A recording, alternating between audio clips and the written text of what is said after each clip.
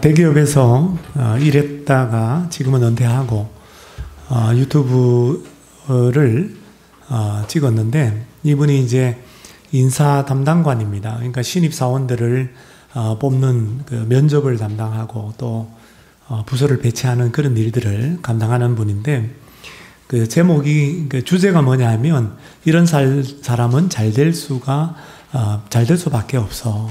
이런 주제예요. 수많은 사람들을 면접했는데, 그 면접한 사람들 중에 또 자기가 뽑은 사람들 중에 인상적인 사람 한 3사람 정도를 소개하더라고요. 그 중에 한 사람이 화살표 청년입니다. 2011년인가 12년에 그 TV에도 보도가 된 청년인데요. 이 청년이 이제 버스를 탈 때마다 항상 불편하다는 거예요. 왜냐하면 서울 시내 버스 정류장에 가면 버스 노선도가 있는데, 그 노선도를 보면 정확하게 방향이 어느 쪽 방향인지를 잘 모르겠다라는 거예요. 그냥 노선만 뭐 어디서부터 뭐 청량리부터 어디로 뭐 이렇게만 적혀 있지, 이게 어느 방향인지 몰라서 꼭 보면 타보면 반대 방향으로 버스가 가는 거예요. 민원을 제기했는데도 이게 잘 해결이 안 되니까 이 청년이 문구점에 가서 800원짜리 빨간색 화살표 스티커를 사가지고 자전거를 타고 돌아다니면서 버스 정류장에다가, 누가 시키지도 않았는데 그 표시를 붙였던 거예요. 이 소문이 알려져서 우리 서울시에서 또 표창도 하고, 결국은 이 청년이 한 3년 정도 그 사비를 들여가지고, 뭐 하나에 뭐 800원밖에 안 하지만, 그러나 그것을 붙였어요. 3,500곳 정류장에, 거의 뭐 절반에 가까운 버스, 서울 시내 정류장에다가 이걸 붙인 거예요. 그것을 보고 그 대기업의 이 인사 담당관이 아래 사람을 시켜가지고 그 친구 연락처를 알아가지고 그 친구를 우리가 채용하겠다는 거예요. 그 이제 방송국에다 전화해가지고 그 친구 연락처를 알아서 이렇게 스카웃을 해가는 겁니다. 이 면접관이, 그 청년이 기억에 남는 것은 헌신이라는 단어가 떠오르기 때문이라는 거예요. 헌신. 우리 기업에는 이런 사람이 필요하다. 마침 뭐 이 친구가 직장을 여러 곳에 그 어플라이를 했는데 안 되는 거예요. 근데 큰 기업에서, 이름만 되면 알 수 있는 큰 기업에서 사실 그냥 데려가려고 그러니까 데려갔으면 얼마나 기뻤겠어요. 어느 부서에다가 넣을까? 사회봉사 부서에다 넣어서 그렇게 해서 일하도록 했더니 일을 너무나 잘하더라는 것입니다. 물론 나중에 뜻이 있어서 이제 또 다른 회사로 또 이렇게 옮겼다고 합니다. 에브라임 링컨은 가난한 집에서 태어났죠. 그 18살부터 집을 나와서 일을 했는데 20살 되던 해에 고향을 떠나서 일리노이주에 있는 한 상점에서 일을 했습니다.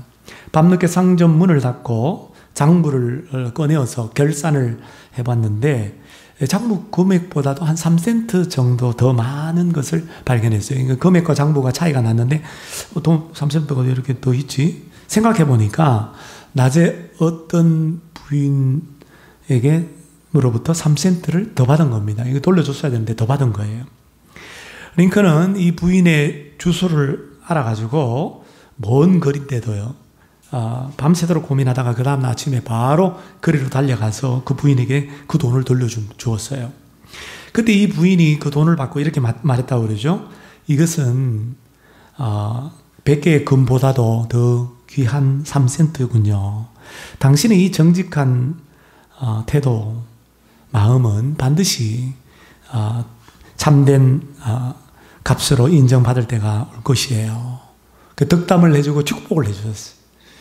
기특하다는 거죠. 이렇게 정직한 분이 있나. 감동을 받아서 축복을 했는데, 결국은 이 부인의 축복대로 링컨이 가장 정직한 미국의 대통령으로, 또 미국의 운명을 바꾸는 대통령이 되었다는 거예요.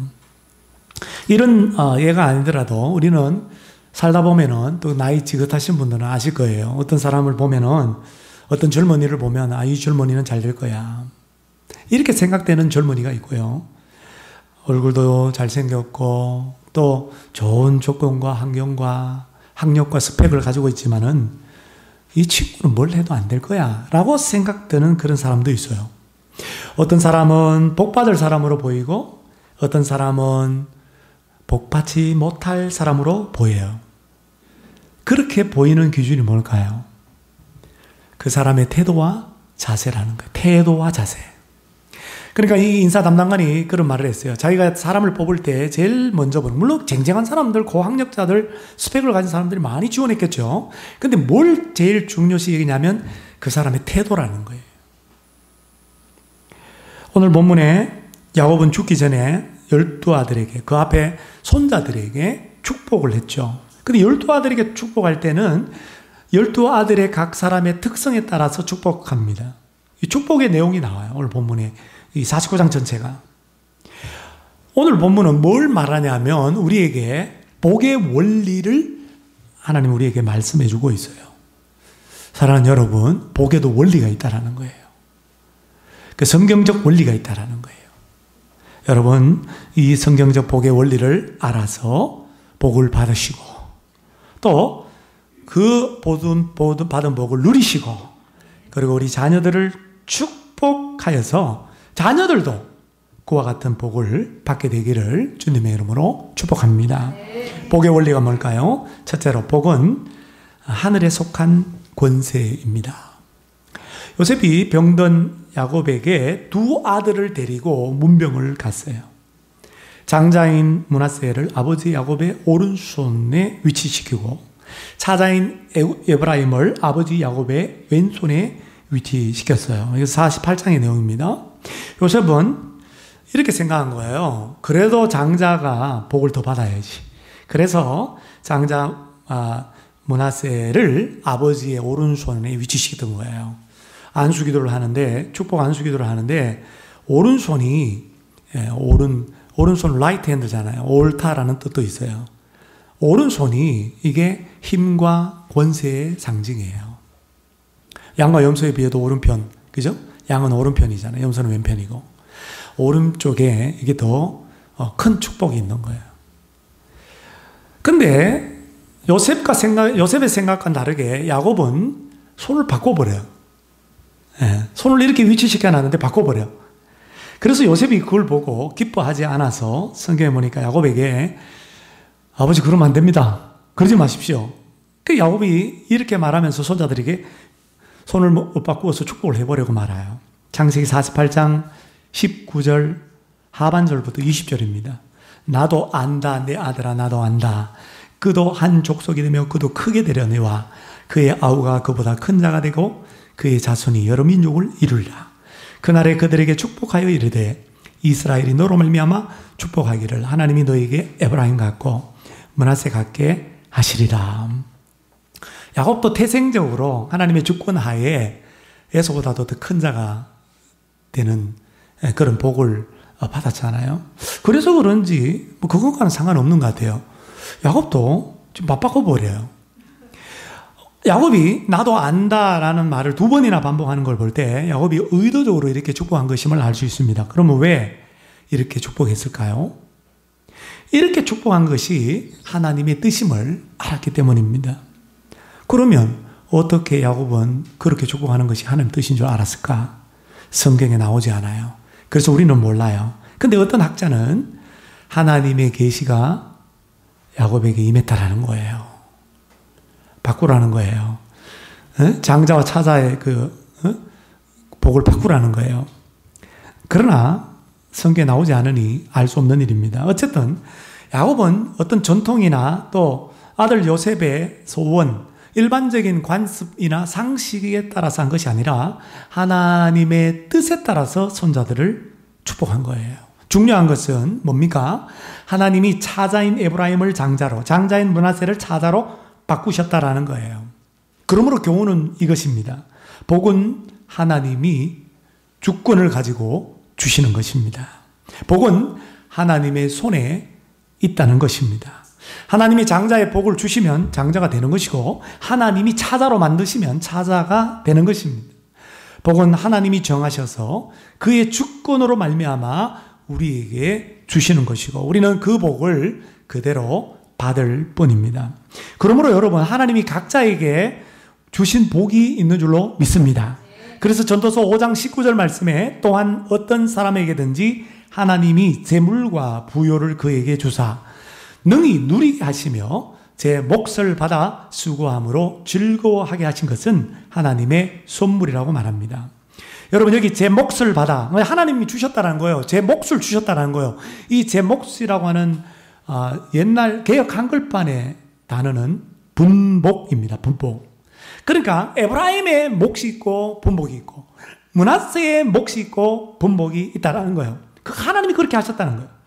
그러므로 각자가 누릴 것도 다 다르다라는 것입니다. 어떤 사람은 태어날 때 금수저, 은수저로 태어나요. 좋은 조건을 가지고 태어나요.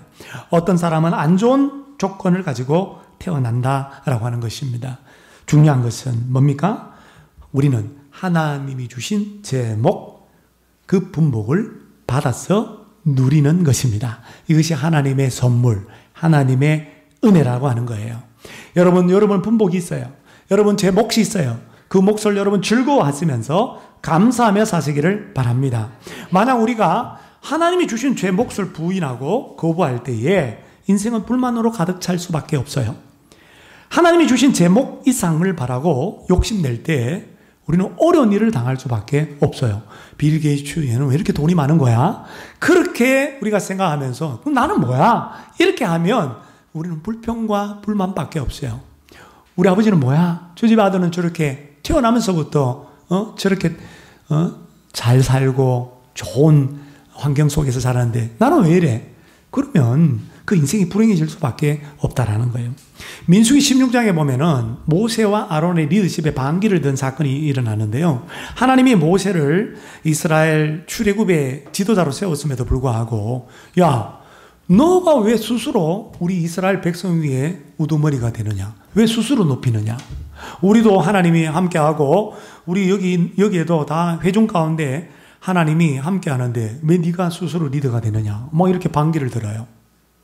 그때 그 반기를 든 사람이 누구냐면 레이지파 고라입니다. 주동자는 고라예요. 그리고 다단과 아므람은 혈통적인 야곱의 12아들 가운데 첫 아들 루벤 지파 사람들이에요. 뭐라고 모세가 말을 하냐면 너희들은 하나님을 거스르는도다. 하나님이 나를 임명했지. 너희들은 왜 하나님을 거스르느냐. 그러면서 뭐라고 말하니까 분수가 지나치도다. 도를 넘었도다. 너 고라 레이 자손 아니냐. 레이 지파는 하나님부터 회막에서 성막에서 하나님의 성소에서 봉사할 수 있도록 하나님께서 직무를 주셨어. 그런데 모세와 아론 이 제사장의 직분을 너희들이 넘보느냐? 너희들이 하고 있는 맡은 그 일, 하나님이 주신 그 일이 작은 일이겠느냐? 무슨 말입니까? 네 일이나 똑바로 하라는 거예요. 하나님께서 너에게 주신 제목, 그 분복, 그것에 따라서 그 직무를 수행하라는 겁니다. 남의 것 바라보고 남의 것 바라보면서 반기를 들고 불평하거나 짜증내지 말고 네 일이나 똑바로 해라는 거예요. 결국 그 무리들이 어떻게 돼요? 하나님의 심판을 받아서 다 멸망당하고 말죠. 사랑하는 여러분, 열받지 마십시오. 나의 몫과 분복이 다른 사람의 몫과 분복에 비해서 작다고 해서 여러분 불평하지 마십시오. 다른 사람의 분복을 보고 제 몫을 보고 부러워하지 마십시오. 그 이상을 바라지 마세요. 욕심이에요. 하나님께서 우리에게 주신 제 몫과 분복을 먼저 알아야 합니다. 그리고 그것을 겸손하게 어떤 분복이든지 제 몫이든지 겸손하게 받아들여야 합니다. 하나님이 주신 제 몫과 그 분복을 감사함으로 누리고 제 몫과 그 분복을 따라서 주의 뜻을 이루어드리는 삶을 사시기를 바랍니다. 두 번째 복의 원리는 복은 각 사람의 분량대로 받는 것이라는 겁니다. 야곱이 오늘 본문에 12아들에게 축복하는 내용 읽지는 않았지만 49장부터 여러분 나중에 집에 돌아가셔서 한번 읽어보시길 바랍니다. 어떤 아들에게는 이 축복이 아니야. 보면 거의 저주에 가깝습니다. 4절을 볼까요? 4절. 루벤 장자에게 물의 끓음 같았은저 너는 탁월하지 못하리니. 뭐 기력의 시작이요, 내 장자요, 내 능력이요, 막 처음에 막 칭찬하다가 나중에는 너는 탁월하지 못하리니. 7절 하반절 시몬과 레위 두 형제에게 축복하는 내용인데요. 내가 그들을 야곱 중에서 나누며 이스라엘 중에서 흩트리로다. 그 노여움이 혹독하니 저주를 받을 것이요 분기가 맹렬하니 저주를 받을 것이라 막 저주를 퍼부어요. 반면에 유다나 또는 요셉에게 축복한 내용 보십시오. 요셉에게는 다른 그 자녀들은 축복을 해도 한 줄, 근데 요셉은 6줄. 25절 하반절에 보니까 위로 하늘의 복과 아래로 깊은 샘의 복과 젖먹이는 복과 대복이리로다. 전능자로 말미암아 너에게 복을 주실 것이라. 엄청난 축복을 하거든요. 왜 야곱은 12아들에게 여러분 아들에게 축복하는 마지막 임종전이라면 마음껏 다 축복해 주면 얼마나 좋아요. 근데 왜 12아들에게 각각 다른 축복 또는 저주를 했을까요? 언뜻 보면은 야곱이 자기가 미워하는 아들에게는 저주를 퍼붓고 자기가 좋아하는 아들에게는 축복한 게 아닌가 이렇게 생각이 듭니다. 그러나 그렇지 않아요. 자기 중심적인 축복이 아니라는 거예요. 28절에 보니까 28절 이들은 이스라엘의 12지파라. 이와 같이 그들의 아버지가 그들에게 말하고 그들에게 축복하였으니 곧 그들 각 사람의 뭐뭐대로 축복하였더라? 분량대로 축복하였다. 이 분량대로가 영어성에 보니까 알맞는, 적합한, 적절한 축복을 했다는 겁니다. 야곱은 자기 중심적으로 축복하지 않고 각 사람이 마땅히 받을 만한 합당한 그리고 적합한 분량대로 축복한 거예요. 그러니까 어떤 아들은 저주 받을 만해서 저주를 받은 거예요. 어떤 아들은 이것도 저것도 아닌 것 같은 그런 사람이라서 그렇게 이것도 저것도 아닌 것을 빌어준 거예요. 어떤 아들은 정말 복을 받을 만한 해서 합당한 복을 받은 것입니다. 그렇다면 여러분 야곱이 각 사람의 분량대로 그럼 축복한 근거가 뭐예요? 그거 가만히 보니까 성경 읽어보니까요. 그 아들들의 과거의 행적과 그 아들들의 성품, 특별히 도덕적 특성에 따라서 축복했다라는 걸 알 수 있어요. 야곱은 왜 르우벤에게 4절 하반절에 너는 탁월하지 못하라고 예언적 축복을 했습니까? 그의 성품이 4절 말씀처럼 물의 끓음 같았기 때문입니다. 영어 성경에 보면 물처럼 싸나워 충동을 억제하지 못하고 이 충동을 억제하지 못한 여러분 물 끓을 때 팔팔팔팔 끓으면 물이 뭐 톡톡톡 이렇게 끓지 않잖아요. 물 라면 끓여 먹을 때 보면 물이 막 한번 끓기 시작하면 푹 난리치잖아요.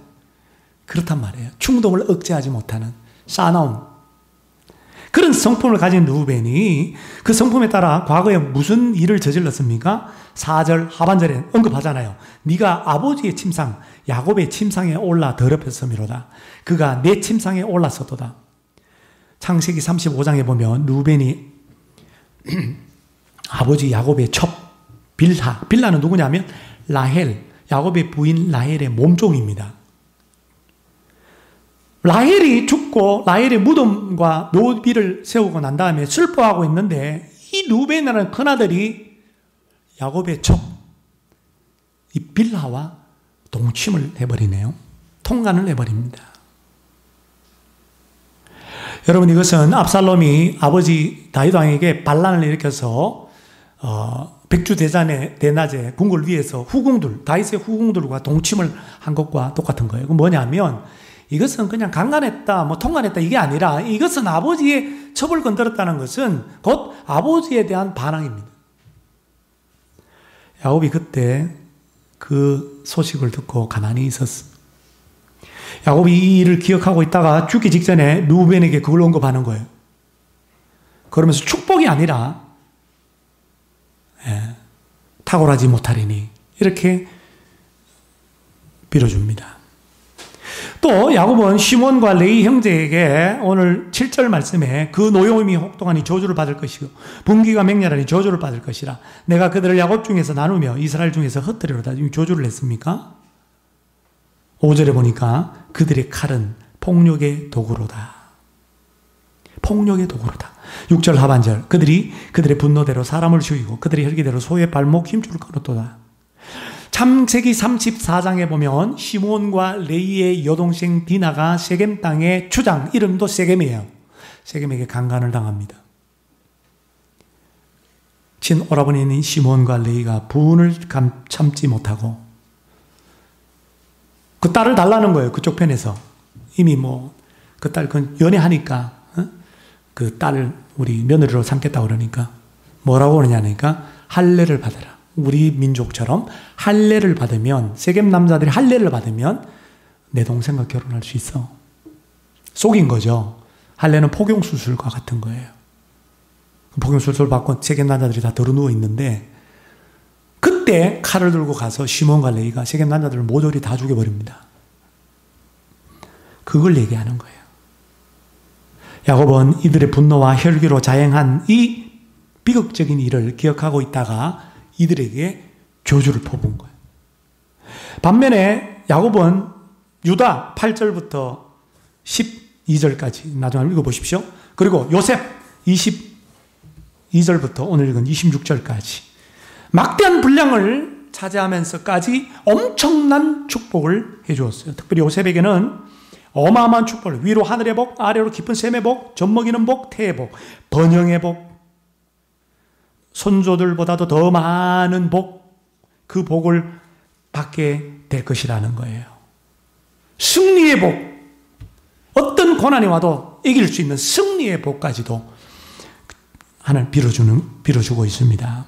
왜 이렇게 요셉에게는 많이 빌어줬을까? 라헬의 소생이기 때문인가?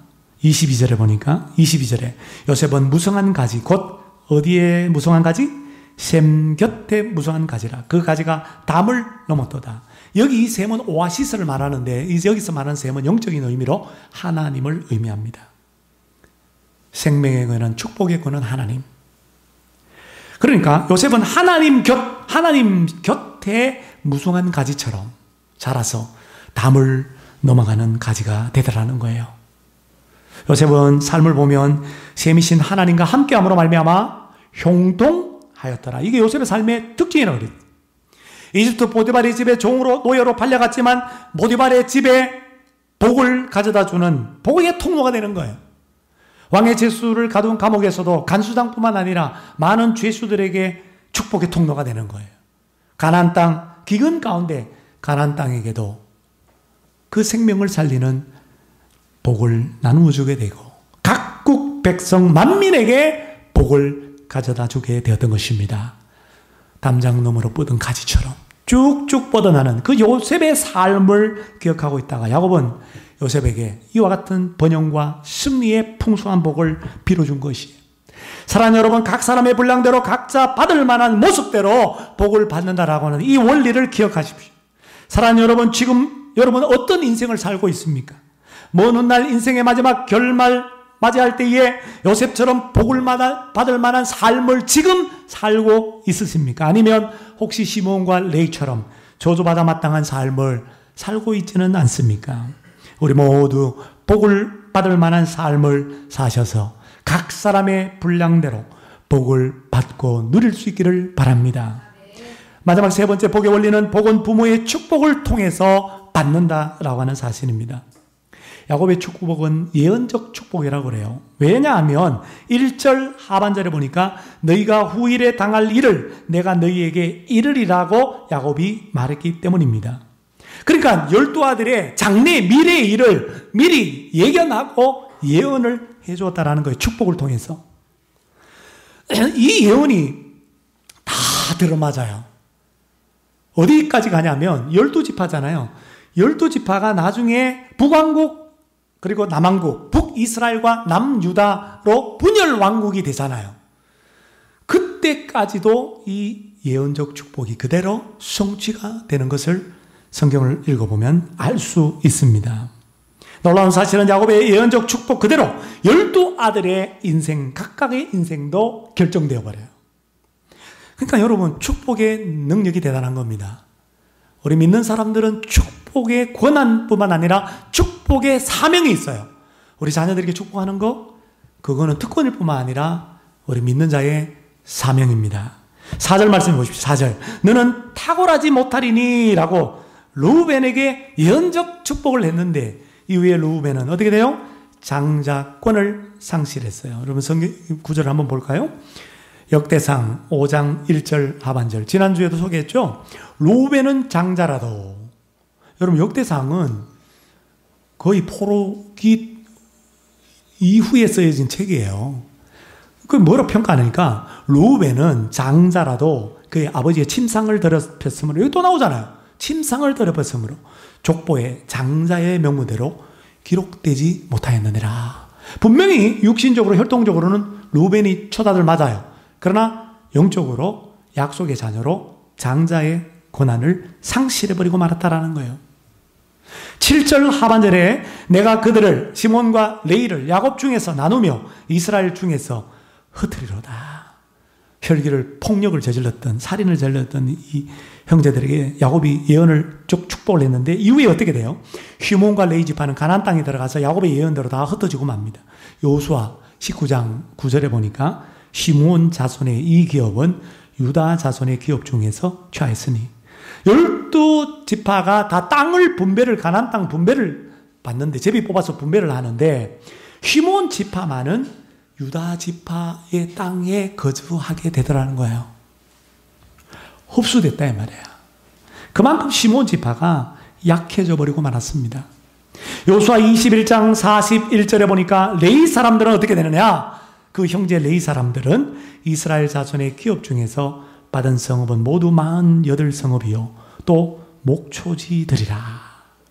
레이 지파는 나중에 어떻게 되냐면 제사장 지파로, 성막에서 봉사하는 지파로 이렇게 바뀌게 되잖아요. 그래서 그들에게는 특별히 하나님께서 주의 일을 하는 자에게 특별히 땅을 주지 않았어요. 그래서 레위 지파는 11지파, 나머지 11지파의 땅에서 흩어져서 살게 되는 거예요. 흩어져서 살게 된 도시가, 마을이 48개라는 거예요. 48개. 그러니까 레위 지파가 흩어지리라 말 그대로 흩어져서 살게 되었던 것입니다. 반면에 25절, 26절에 어마어마한 축복, 풍성한 축복, 요셉에게 한 그 축복 어떻게 되나요? 예, 역대상 5장 2절 하반절에 보니까 장자의 명분은 요셉에게 있느니라. 요셉은 11번째 아들이거든요. 그런데 영적으로 장자의 명분이 돼요. 여러분, 요셉의 두 아들 때문에 두 몫을, 다른 형제들보다 요셉은 몫을 더블로 받았다고 그랬죠. 복을 더블로 받습니다. 에브라임 지파가 북이스라엘을 말할 때 다른 지파를 얘기 안 해요. 그냥 에브라임 지파라고 얘기해요. 북왕국 이스라엘. 남유다를 가리켜서 유다 지파라고 그래요. 여러분 보세요. 요셉에게 축복을 많이 하고 그리고 유다에게 축복을 많이 하잖아요. 결국은 남북 분열 왕국의 대표적인 지파가 되는 거예요. 유다 지파 혈통 가운데는 다윗이 태어나고 다윗의 혈통 가운데 메시아 예수 그리스도가 태어나고 있지 않습니까? 가만히 야곱의 축복을 들여다보면 나름대로 아들들을 차례대로 평가하고 있음을 알 수 있습니다. 그러므로 우리는, 자녀인 우리는 부모님에게 축복을 받을 수 있는 자녀답게 행동을 해야 될 줄로 믿습니다. 내 부모님이 기쁨으로, 감사함으로, 만족함으로 나를 축복할 수 있을 정도로 우리가 부모님을 귀하게 여기고 믿음 생활 잘하고 순종하는 자녀가 될 수 있기를 바랍니다. 그래서 여러분, 부모님의 축복이 늘 우리 가운데, 여러분 가운데 머물 수 있기를 바랍니다.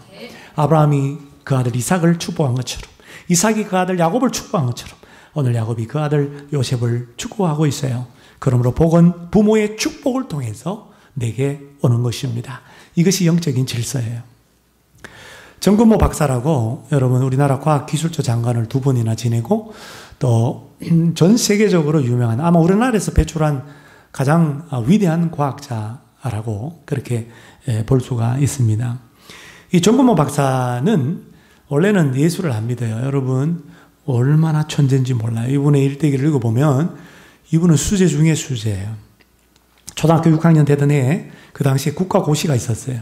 초등학생 대상으로 전국 수석을 했어요. 그래서 그 당시에 수재만 들어가는 경기 중고등학교 수석으로 입학을 해요. 고등학교도 1학년 하다가 너무 빠르니까 그냥 바로 또 대학으로 바로 들어가 버립니다. 건너뛰어버려요. 그 정도로 머리가 좋은 사람이니까 얼마나 교만하겠어요. 근데 사랑하는 아들이 신장 이식을 받아야 되는, 신장 이식. 그 아들 신장 이식을 해주면서 그 아들이 15년 더 살다가 중년의 나이에 천국으로 갔어요. 근데 아들이 마지막에 아버지 감사합니다. 아버지 천국에서 만나요. 아들이 그렇게 죽어가는 그 모습 속에서 아들에게 신장 이식하는 그 과정 속에서 정건모 박사가 예수님을 만나고 영접하게 되었던 거예요. 근데 이분이 기독교 TV에 나와서 그 당시 그 초등학교 때 그 시험 쳐가지고 그 1등 할 때 그때 당시에 어머니와 관련된 간증을 하더라고요. 어머님이 오늘 내일 돌아가실 때였습니다. 시험 보시기 전날 아버님이 저를 보고 야, 너 시험 못 보겠다. 어머니가 오늘 밤 넘기실 것 같지 않아. 정건모 어린아이는 울면서 어머니 옆에서 울다가 잠이 들었어요. 아침에 자고 일어났는데 돌아가신다고 했던 어머님이 깨끗하게 옷을 입으시고 정건모 어린이의 연필을 깎고 계셨어요. 이 어머님은 애들을 키울 때 연필을 잘 깎아주는 거예요. 특별히 건모에 연필을 깎아주면서 기도하고 연필 깎아주는 거예요. 그날도 그렇게 유독한 가운데 깨끗하게 옷을 차려입고 아들 옆에 잠자고 있는 모습을 보면서 연필을 깎고 있는 거예요. 그걸 본 거예요. 그러면서 뭐라고 얘기하니까 건모야, 내가 깎아준 이 연필로 시험을 보게 되면은 네 이름이 신문에 날 거야. 일종의 예언과 축복을 한 거예요. 그런데 저는 돌아가신다는 어머님이 앉으셔서 계신 것만 봐도 얼마나 기뻐요. 너무 기뻐서 깎아주신 연필을 가지고 시험장에 가서 시험 문제를 다 풀고 돌아왔는데 이미 어머니는 의식불명이 되셨고 다음날 안타깝게 돌아가셨어요. 2주일이 지나서 신문에 전국 최고 점은 정건모 어린이 이렇게 신문에 나왔다라는 거예요. 그러면서 이 정건모 박사가 우리 어머님들 그 청중들에게 이렇게 말합니다. 여기 어머님들, 사실 어머님들이 기도하시고 정성을 다 드리는 것을 자녀들이 다 보고 있는 거예요. 그러니까 어떻게 저렇게 공부를 잘하냐, 어떻게 저렇게 잘 되냐라는 데에는 반드시 뒤에 어머니가 계세요. 자녀를 축복하는 어머니, 자녀를 위해서 기도하는 어머니, 자녀를 위해서 정성을 기울이는 어머니가 계시다라는 거예요. 지난주에는 특별히 아버님에게 말씀드렸는데 오늘은 어머니 되신 여러분, 정건모 박사의 어머니와 같은 어머니들이 다 될 수 있기를 바랍니다. 오늘 아버지 야곱이 야곱에게 축복한 것처럼 우리 자녀에게 여러분 마음껏 축복할 수 있기를 바랍니다. 정말 여러분들이 주님 앞에 서는 그날까지 마음껏 자녀들에게 그 축복의 권한을 사용하시고 그 축복의 그 사명을 여러분 감당할 수 있기를 바랍니다. 그래서 우리의 자녀가 요셉처럼 담을 넘은 무성한 가지가 되어서 나라와 민족을 살리고 세배 열방으로 뻗어나가 선한 영향을 끼치는 위대한 영적인 리더들이 다 될 수 있기를 주님의 이름으로 축원합니다. 야곱의 축복.